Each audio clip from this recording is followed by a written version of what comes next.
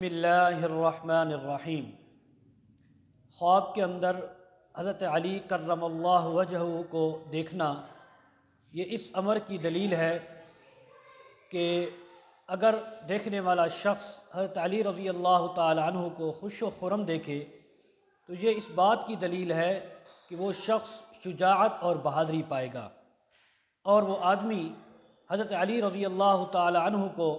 خوش طبع دیکھتا ہے، کسی شہر کے اندر موجود ہیں، تو اگر یہ اسی شہر کا رہنے والا ہے تو یہ اس امر کی دلیل ہے کہ یہ شخص قول کا بھی سچا ہوگا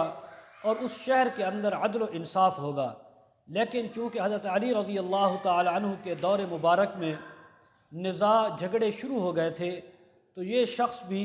اس کے بعد اس شہر میں جھگڑے اور فسادات کو دیکھے گا۔ اسی طرح ان خلفۂ راشدین کے علاوہ اگر کسی آدمی نے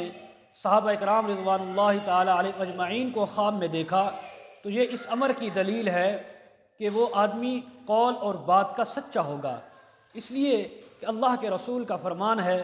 اصحابی کالنجوم فبأیہم اقتدیتم اہتدیتم، میرے صحابہ ستاروں کی مانند ہیں، جس کی بھی اقتداء کرو گے ہدایت پا جاؤ گے۔